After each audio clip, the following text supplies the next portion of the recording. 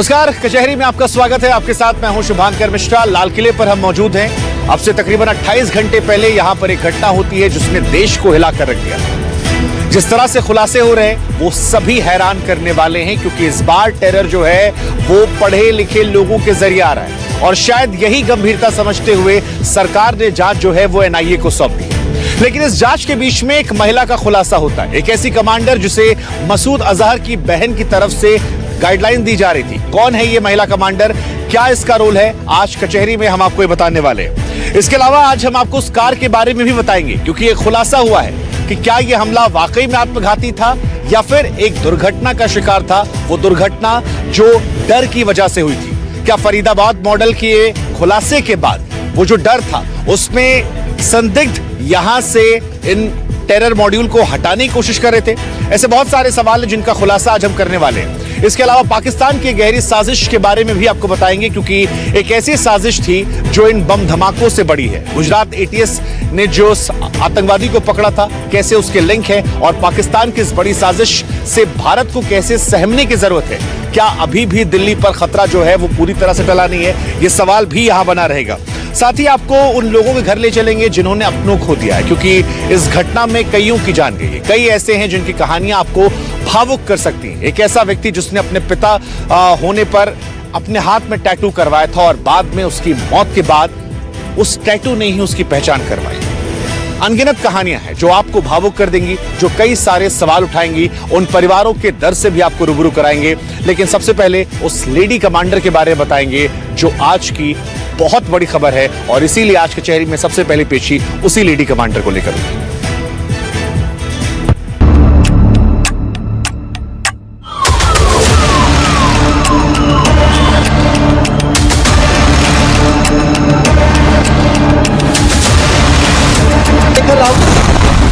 नवंबर को दिल्ली में लाल किले के पास जो धमाका हुआ उसकी गूंज आपने सुनी, यानी आतंक का डॉक्टर कार में मौजूद था।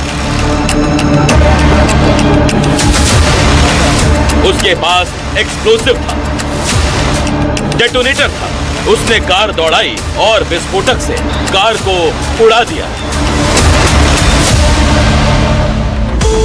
इस हमले को लेकर, आरोपियों को लेकर पुलिस समेत तमाम जांच एजेंसियों ने कई डिटेल्स इकट्ठा कर ली। आपको डिटेल्स बताएं उससे पहले कुछ अहम सवाल है। आखिर सुसाइड बॉम्बर का हैंडलर कौन था? आखिर किसके निर्देश पर दिल्ली को दहलाने की साजिश रची गई? क्या हैंडलर का पाकिस्तानी आतंकी संगठन से भी कोई कनेक्शन था? इन सवालों की जांच शुरू हुई तो इस चेहरे पर आकर रुकी। शायद ये पहली बार है जब किसी लेडी हैंडलर ने, आतंकी लेडी डॉक्टर ने आतंकियों की डॉक्टर ब्रिगेड को तैयार किया और सूत्रों के मुताबिक बड़े पैमाने पर दिल्ली को दहलाने की साजिश रची। नाम डॉक्टर शाहीना शाहिद, अल फलाह यूनिवर्सिटी में डॉक्टर, जैश की लेडी ब्रिगेड की कमांडर। इसका मतलब यह है कि दिल्ली में जो फिदायीन हमला हुआ उसके तार फरीदाबाद की यूनिवर्सिटी से जुड़े थे और आरोपी संदिग्धों के तार जैश से। मगर कैसे? इसे बहुत आसान तरीके से समझाते हैं। जैश का चीफ है मसूद अजहर। मसूद अजहर ने अपनी बहन सादिया अजहर को जमात उल मोमिनात नाम की टेरर ब्रिगेड बनाने को कहा। इसमें भारतीय महिलाओं का ब्रेन वॉश करके उन्हें आतंकी वारदात के लिए तैयार करना था। सूत्रों के मुताबिक सादिया अजहर ने डॉक्टर शाहीन शाहिद को भारत में जैश की लेडी ब्रिगेड का चीफ यानी जमात उल मोमिनात का लीडर बना दिया और इसी के साथ साथ दूसरे डॉक्टर्स को भी टेरर वाले मॉड्यूल में शामिल किया। फरीदाबाद की अल फलाह यूनिवर्सिटी में नौकरी करने वाली डॉक्टर शाहीना शाहिद को लेकर बड़ा खुलासा हुआ है। शाहीना शाहिद सीधे तौर पर पाकिस्तानी आतंकवादी संगठन जैश-ए मोहम्मद के संपर्क में थी।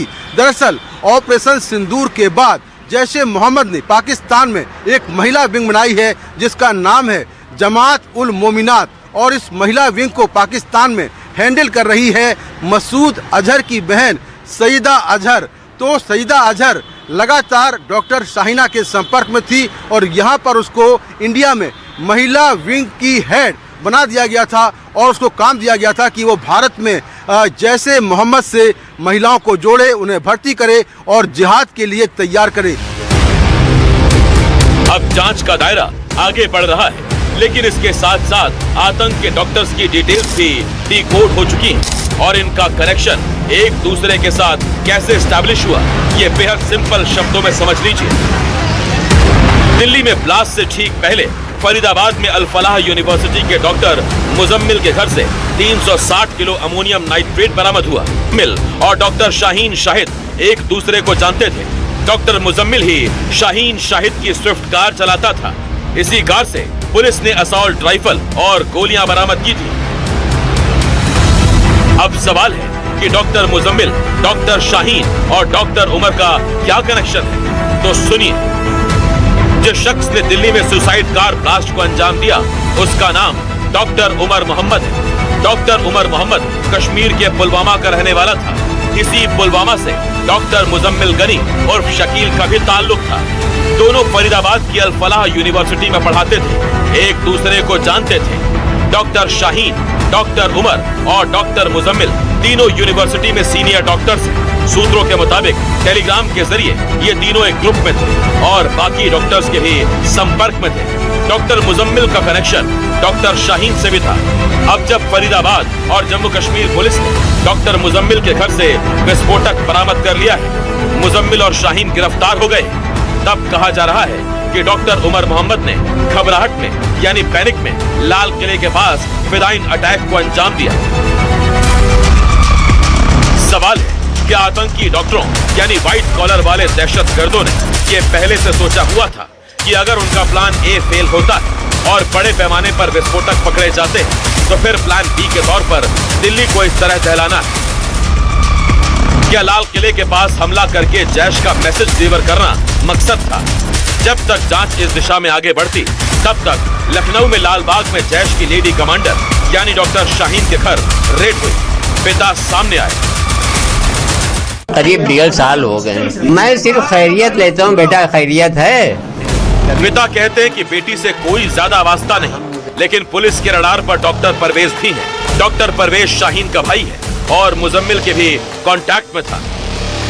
डॉक्टर शाहीन के घर लखनऊ में पड़ी रेड खत्म हो गई। लगभग 40 मिनट तक यूपी एटीएस के साथ साथ कश्मीर पुलिस और लखनऊ पुलिस ने जो पूछताछ की है, पूछताछ के बाद आप देख सकते हैं कि ये जो तमाम जो सदस्य हैं ये निकल रहे हैं और ये सारे लोगों ने अभी डॉक्टर शाहीन के पिता सईद अंसारी से पूछताछ की है। और इस मामले में खबर ये है कि डॉक्टर शाहीन और डॉक्टर परवेज भाई बहन हैं और इन दोनों का क्या कनेक्शन है।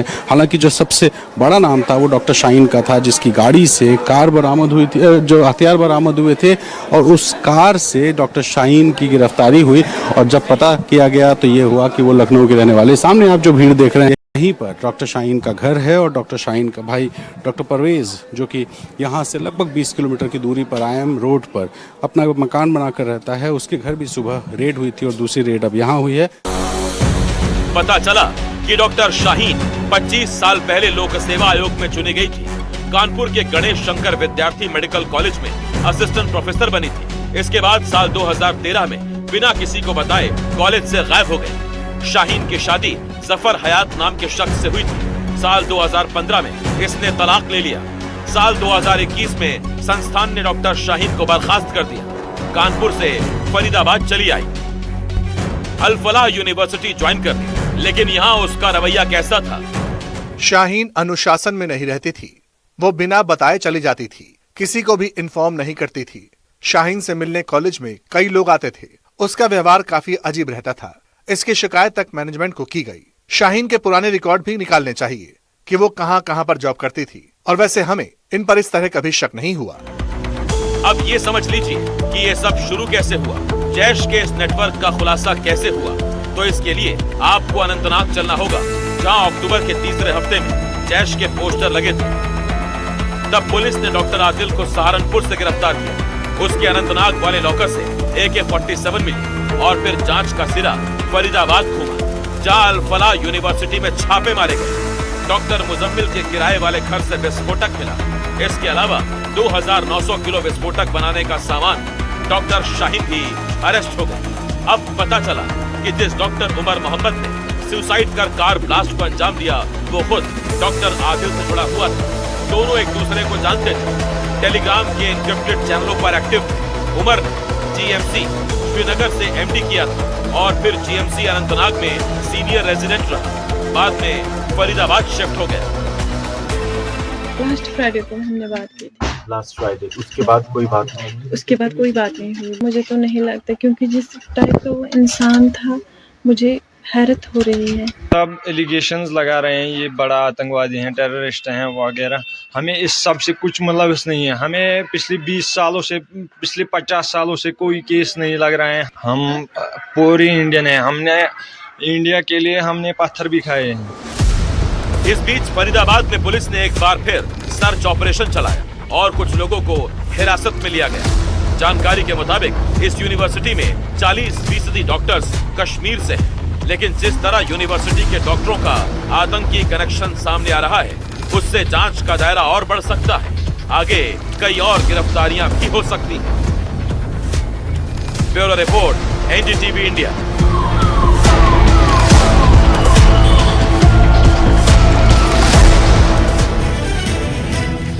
इस घटना में सबसे दुर्भाग्यपूर्ण बात यह है कि ये जिन पर आरोप लग रहा है वो अनपढ़ जाहिल नहीं थे, वो पढ़े लिखे थे, डॉक्टर्स थे।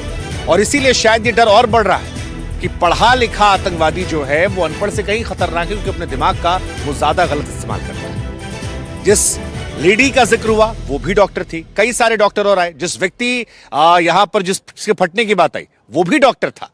हालांकि सूत्र ये कहते हैं कि ये विस्फोटक ट्रांसफर कर रहा था, लेकिन मन में सवाल फिर भी है कि क्या ट्रांसफर करते वक्त भी घटना लाल किले के सामने होनी थी, क्योंकि लाल किला अपने आप में एक मैसेजिंग के लिए इंपॉर्टेंट है। लेकिन इन सब के बीच में जब एक महिला की गिरफ्तारी होती है, जिसे भारत में जिम्मेदारी दी गई थी महिलाओं को रिक्रूट करने की, ब्रेन वॉश करने की, तो पाकिस्तान का कनेक्शन सामने आता है। बीते 1 महीने से मसूद अजहर लगातार बयानबाजियां कर रहा है। भारत ने ऑपरेशन सिंदूर में डेंट दिया था, परिवार के 14 लोग मारे गए थे। बहावलपुर में वो महिलाओं को रिक्रूट कर रहा था। ऐसे में सवाल उठ रहा है कि जो ये डॉक्टर्स की फौज है, क्या इंस्ट्रक्शन वहां से आ रहा था? और अगर ये आ रहा था तो क्या भारत इसके लिए तैयार है? देखिए, हिंदुस्तान की समस्या उन पाकिस्तानियों से नहीं है जो सरहद पार से आतंकी साजिश रच रहे हैं। हमारे असल दुश्मन वो हैं जो घर में रहकर ये कर रहे हैं। और ये मन में सवाल आना चाहिए कि ये क्यों कर रहे हैं? पढ़े लिखे लोग आतंकवाद की तरफ क्यों बढ़ रहे हैं? ये सवाल परेशान करना चाहिए, और ये सवाल परेशान आज कर रहा है। हालांकि जिस गाड़ी में ये हमला हुआ उससे हम 300 मीटर दूर पर खड़े हैं। उस गाड़ी को लेकर बड़ी चर्चा चल रही है। कहा जा रहा है कि ये गाड़ी यहां पर पहुंची और उसके बाद 3 घंटे तक यहां पर बैठकर उस डॉक्टर ने इंतजार किया। एक थ्योरी है कि भीड़ का इंतजार किया गया। एक थ्योरी आ रही है कि शायद कहीं से इंस्ट्रक्शन आने वाले थे, उस इंस्ट्रक्शन के बाद उसे कदम उठाना था। एक था कि यहां से हड़बड़ी में वो भाग कर जा रहा है। लेकिन इस गाड़ी को लेकर जो बड़ी जानकारी है वो ये कि 7 बार इस गाड़ी को खरीदा गया, 7 बार इस गाड़ी को बेचा गया। ये गाड़ी का पुलवामा कनेक्शन क्या है? बहुत सारी थ्योरीज हैं गाड़ी को लेकर।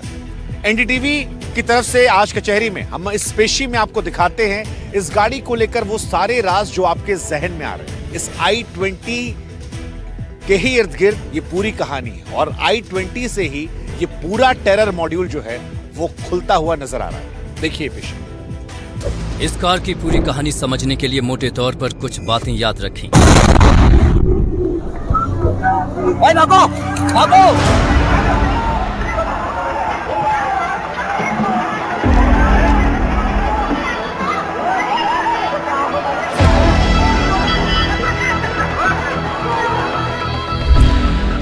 सोमवार शाम लाल किले के गेट के सामने इस कार में विस्फोट हुआ। जिस वक्त कार में धमाका हुआ उस वक्त कार मूविंग थी, यानी कि चलती कार में ब्लास्ट हुआ। ब्लास्ट शाम के 6:52 पर हुआ, जिसके बाद 10 मिनट के अंदर ही पुलिस मौके पर पहुंच गई। पुलिस ने I-20 कार के रूट को चेक किया तो पता चला कि गाड़ी लाल किले की पार्किंग में ब्लास्ट के पहले 3 घंटे तक खड़ी थी। इसी के साथ पुलिस ने कार के CCTV फुटेज की करीब 22 किलोमीटर तक जांच की, जिसमें कई अहम बातें सामने आई।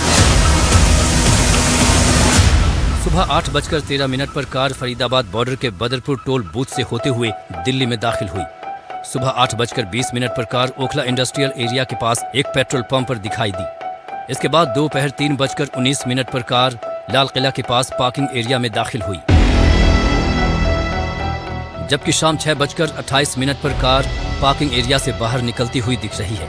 खास बात यह है कि इस दौरान कार का ड्राइवर 1 सेकंड के लिए भी बाहर नहीं निकला। आगे बढ़ने से पहले एक बार फिर से कार का रूट समझ लीजिए। माना जा रहा है कि जिस कार में धमाका हुआ है वो बदरपुर बॉर्डर से मथुरा रोड, उसके बाद आश्रम रोड और फिर सराय काले खां होते हुए ITO पहुंचती है। ITO से रिंग रोड होते हुए गाड़ी लाल किले के पास पार्किंग में पहुंची। दोपहर 3:19 पर पार्किंग में कार की एंट्री हुई। शाम 6:28 पर कार पार्किंग से निकलती हुई दिख रही है, जिसके 24 मिनट बाद यानी 6:52 पर धमाका हो जाता है।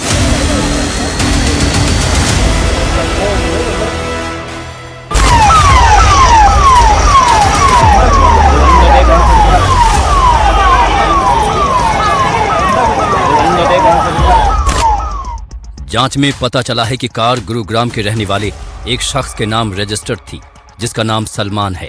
सलमान ने ये गाड़ी इसी साल मार्च में दिल्ली के ओखला में देवेंद्र को बेची थी। इसके बाद देवेंद्र ने ये गाड़ी अंबाला के एक शख्स के हाथों बेच दी। अंबाला से ये कार जम्मू कश्मीर के पुलवामा पहुंच गई। 29 अक्टूबर को ये कार तारिक को बेची गई। तारिक ने गाड़ी आमिर को बेच दी और आमिर ने ये कार बेच दी उमर मोहम्मद को।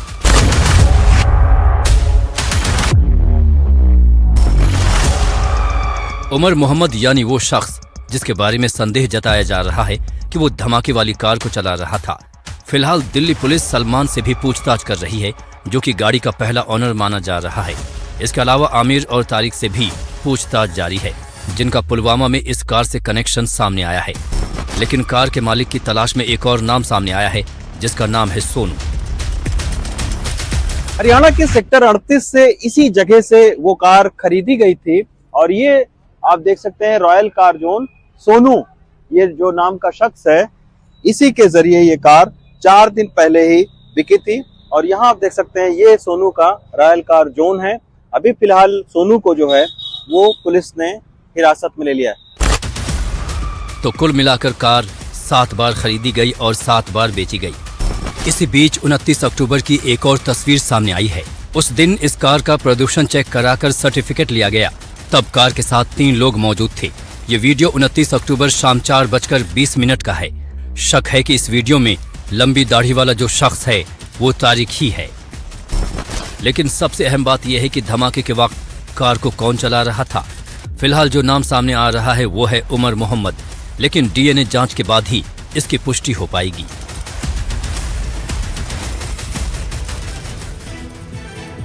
इस पूरे घटनाक्रम में I-20 कार का जिक्र हुआ है, जो धमाके में शामिल थी। उसी में विस्फोटक था, उसी में वो डॉक्टर था और उसी का असर था कि 10 से अधिक लोगों की जान गई, कई लोग जो थे घायल थे। लेकिन वो कार फरीदाबाद से शुरू होती दिल्ली पहुंचती है और इस कार के यात्रा में बड़ी सारी कहानियां हैं। कब दिल्ली पहुंची, कब कहां रुकी, क्यों रुकी। NDTV की तरफ से मेरी 2 सहयोगी मल्लिका मल्होत्रा और रहेशा, इन दोनों ने उसी रूट पर एक यात्रा की, ये समझने के लिए कि कब कब वहां इंतजार किया गया। एक पड़ताल की, एक कोशिश की।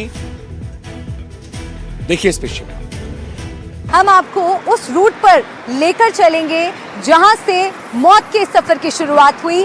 आतंकी फिदाइन हमला इसी रास्ते से शुरू हुआ और इसी तरह की एक I-20 कार ने बदरपुर से होते हुए दिल्ली में प्रवेश किया। कौन कौन से इलाकों से होकर ये कार गुजरी और दिल्ली के पार्किंग लॉट तक ये कार पहुंची, जहां पर इसे 6:28 पर स्पॉट किया गया था। और उसी के बाद कुछ ही मिनटों के बाद लाल किले के बाहर हमने दिल्ली को दहलते हुए देखा। एक बड़ा आतंकी हमला देखा। राइशा, ऐसे कोई जगह यहाँ पर नहीं है और हमने देखा कि इवन टुडे ऐसे कोई बैरिकेड्स नहीं है जहाँ पर कार्स को रोका जा रहा है या फिर कार ड्राइवर्स की चेकिंग हो रही हो। तो मुझे लगता है इस बात का भी फायदा इन्होंने उठाया। शायद ये जानते थे इस बात से, ये लोग फेमिलियर थे कि अगर इस रास्ते से वो गुजरते हैं तो उनकी कार को कहीं रोका नहीं जाएगा, उनकी कार की चेकिंग कहीं पर नहीं होगी और इसीलिए शायद उन्होंने रेड फोर्ट की पार्किंग को भी टारगेट किया। हम लाल किले के रास्ते में हैं और ये प्रदूषण जांच केंद्र आपको यहाँ नजर आ रहा होगा। इसी तरह के एक प्रदूषण जांच केंद्र पर इस कार को 29 अक्टूबर को स्पॉट किया गया था। इन्होंने इस कार का प्रदूषण चेक कराकर सर्टिफिकेट लिया और तब कार के साथ 3 लोग मौजूद थे। ये वीडियो 29 अक्टूबर शाम 4:20 का बताया जा रहा है और शक है कि इस वीडियो में जो लंबी दाढ़ी वाला शख्स है वो तारिक ही है। और रईशा, इस पूरी आतंकी साजिश के पीछे जो डॉक्टर मॉड्यूल भी सामने आया है उस पर भी बात करनी बहुत जरूरी है। कई डॉक्टर्स हैं जिन्हें हिरासत में लिया गया है, जिनसे पूछताछ की जा रही है और बताया जा रहा है कि उमर डॉक्टर आदिल और मुजम्मिल के संपर्क में था और तीनों एक कट्टरपंथी डॉक्टर नेटवर्क से जुड़े हुए थे जो टेलीग्राम चैनल्स पर एक्टिव थे। और जांच में ये भी सामने आया है कि जब फरीदाबाद से उसका मॉड्यूल पकड़ा गया और विस्फोटक बरामद हुए, उमर घबरा गया और वही विस्फोटक वो कार में रखकर दिल्ली लाया और खुद को भी साथ में उड़ा लिया। किसी और दिन यहाँ पर इस समय पर पहुंचते तो ये पूरी रोड आपको जैम पैक नजर आती और यहाँ पर जो मार्केट है, यहाँ पर लोगों की भीड़ आपको नजर आती, लेकिन अभी फिलहाल यहाँ सब कुछ सूना पड़ा है। दिल्ली की रफ्तार थम सी गई है लेकिन रुकी नहीं है। इस धमाके ने देश को दहला दिया है। हालांकि खुफिया एजेंसियां जांच हैं जिनका जवाब ढूंढा जा रहा है। सरकार की तरफ से यह आश्वासन दिया गया है कि जो भी दोषी हैं उन्हें बख्शा नहीं जाएगा। This is Malika Malhotra and this is Raisha Sahgal for NDTV. Delhi धमाके की जांच जो है वो एनआईए को सौंपी गई है और एनआईए के आने का मतलब है कि यह मामला बहुत ज्यादा संवेदनशील है। जिस जगह पर हम खड़े हैं यहां से 300 मीटर की दूरी पर ही कल वो घटना घटित हुई थी जिसने देश को झकझोरा। अब जो पेशी हम आपके सामने रखने जा रहे हैं, इस पेशी में उनका दर्द है जो अब इस दुनिया में नहीं रहे, क्योंकि कोई जो लोग मारे गए थे उनमें ऐसा था कि अपनी बहन के लिए जोड़ा लेने जा रहा था, कोई ऐसा था जो दुकान बंद करके घर जा रहा था, कोई ऐसा था जो सामान बेच रहा था, तो कोई ऐसा था जिसने अपने बेटे के लिए कुछ खरीदा था और बेटे से मुलाकात करने आया था।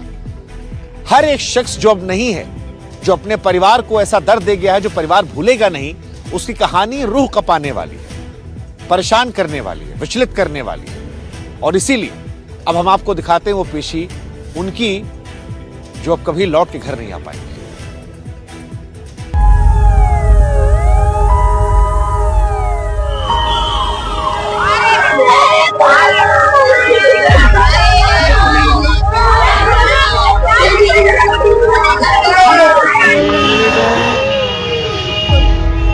इस मातम को क्या नाम दे,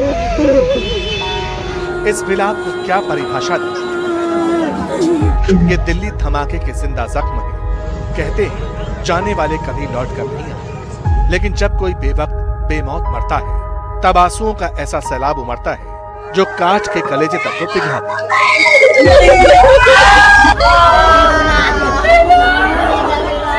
बेटे को बेवक्त खोने का गम क्या होता है, कोई इस माँ से पूछे।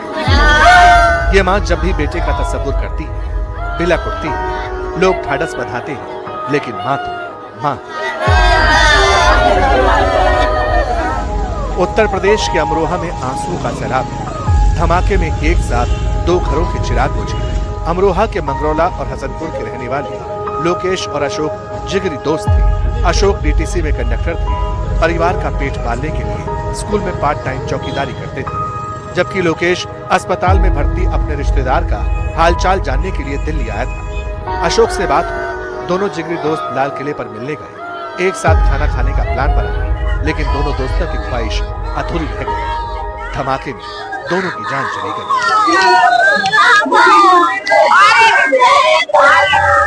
मेट्रो स्टेशन है, वहाँ जाके उतरे तो उसके बाद फिर वहाँ ब्लास्ट हुआ। उसके बाद जब फोन वगैरह करेंगे तो पुलिस वालों ने फोन उठाया। उसके बाद उन्होंने वहाँ बुलाया, जब मालूम पड़ा के घटना घटी। यह आतंकी घटना है, इसमें एक थोड़ी मरा है। क्या मांग करते हैं सरकार से? ये मांग है कि उन आतंकियों को सख्त से सख्त सजा दी जाए। दिल्ली धमाके के बाद गमों का पहाड़ तो मेरठ के इस परिवार पर भी टूटा। तड़पती, बिलखती, छाती पीटती ये लाचार मां बेटे मोहसिन की मौत का मातम मना रही है। मोहसिन का शव घर पहुंचा तो पूरा गांव गमगीन हो गया। हर आंख नम थी। मोहसिन की यादें अब इस फोटो में सिमट कर रह गई हैं, जिसे गले लगाकर परिवार फूट फूट कर रोता है। मेरठ का मोहसिन दिल्ली में ई रिक्शा चलाता था। 2 साल पहले ही मोहसिन अपनी पत्नी सुल्तान, 11 साल की बेटी और 8 साल के बेटे के साथ दिल्ली शिफ्ट हुआ था। दिल्ली धमाके में परिवार का चिराग बुझ गया। पता नहीं लग रहा कहाँ नहीं, वहाँ ब्लास्ट हो गया। लाल किले पे वहाँ बम पड़ गया। वहाँ मेरी भावच का फोन आया उधर से कि यहाँ पे तुम्हारे भाई मिलने नहीं है, यहाँ ऐसा बात हो गई, यहाँ ब्लास्ट हो गया। जब ब्लास्ट हुआ उसी क्षेत्र में चलाता था मोहसिन रिक्शा में? हाँ जी, वहीं चल रहा था उनका रिक्शा।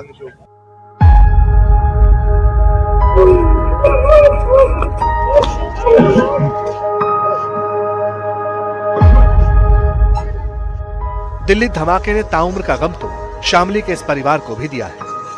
23 साल के नौमान के ख्वाब बड़े थे। शामली के झिंझाना में कॉस्मेटिक की दुकान थी। दुकान का सामान लाने के लिए नौमान भाई के साथ दिल्ली आया था। दोनों भाइयों ने पार्किंग में गाड़ी खड़ी की सड़क पार कर रहे थे, तभी लाल किले के ठीक सामने ब्लास्ट हो गया। नौमान की जान चली गई। भाई गंभीर रूप से जख्मी है। नौमान बोलकर गया था जल्द लौटूंगा, लेकिन अफसोस लौट कर नहीं आया।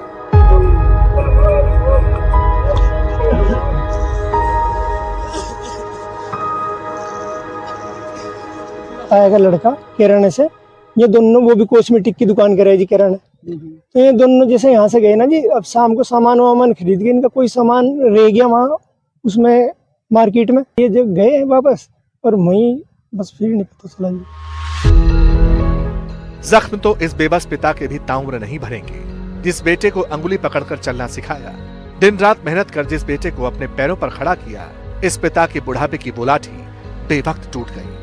रोते बिलखते ये अमर कटारिया है। दिल्ली के भागीरथ पैलेस में दवा कारोबारी है। धमाके में इस पिता ने अपना 34 साल का बेटा खो दिया।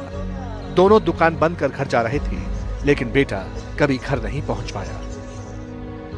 इस बूढ़े दादा के चेहरे पर गमों की लकीरें हैं। धमाके में निकेश ने अपने जवान पोते को खो दिया। बड़ी मुश्किल से पोते का चेहरा पहचान पाए। पोते की दर्दनाक मौत का किस्सा सुनाते सुनाते और इसी के साथ कचहरी में वक्त फिलहाल एक छोटे से ब्रेक का, लेकिन ब्रेक के उस पार एक बड़ी महत्वपूर्ण खबर है। बने रहिए हमारे साथ।